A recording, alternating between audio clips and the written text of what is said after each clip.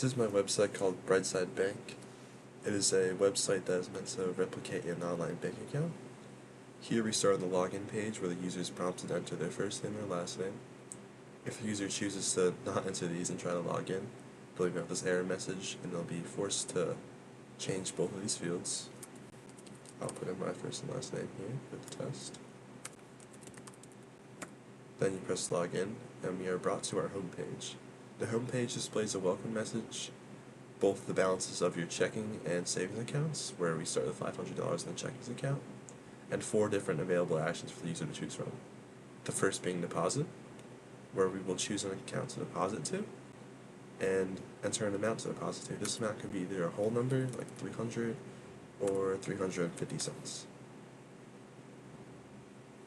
Here it'll reflect the changes on the home page, and you can also withdraw money, or you select the account. And enter the amount to withdraw, we'll do 300, and it'll reflect the changes here again.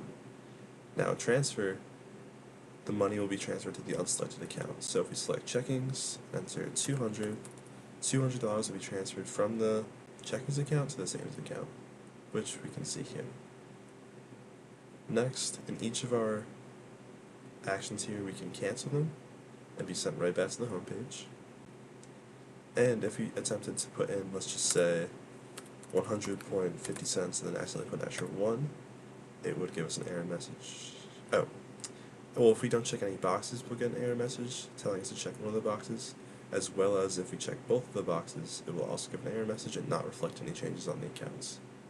But if we were to enter, like I was saying, 100.50 cents by accidentally put a 1, a different error message will pop up telling us to use a correct format, and this also prevents us from just entering this default message, or if we just accidentally put like a letter or something. Along with these 3 actions, we also have a 4th action called View Transactions. This action will also view every single transaction that was made, since whenever you do a deposit, withdraw, or transfer, the website will actually save these and allow you to view them later on.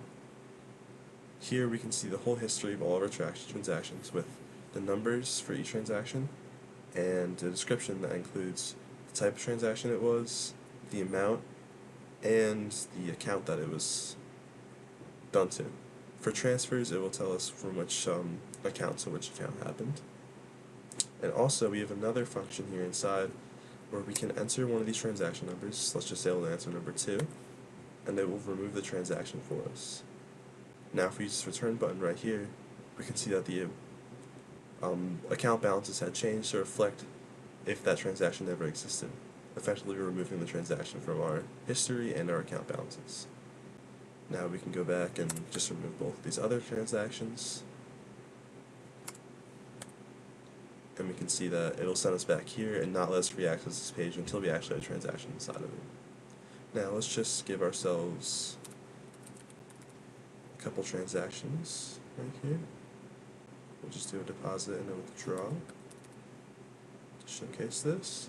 If you go back into View Transactions, and let's just say we tried to enter 3, which is not a valid transaction number, it will give us an error message and tell us to enter a valid transaction number. We also can't enter like the letter A and try to remove a transaction. All of these error codes prevent us from having website errors that will crash the website. Overall, that's all the functionality of my website. You can keep coming back and changing balances, depositing to whatever account you'd like to deposit to, and make any changes you would like.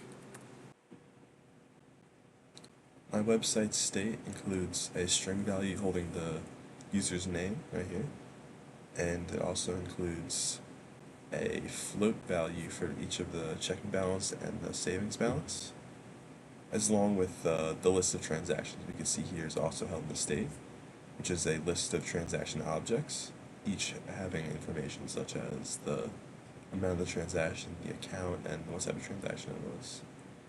Along with those 4 items in my state, we also have a bunch of different Boolean values for each of the error messages, like so.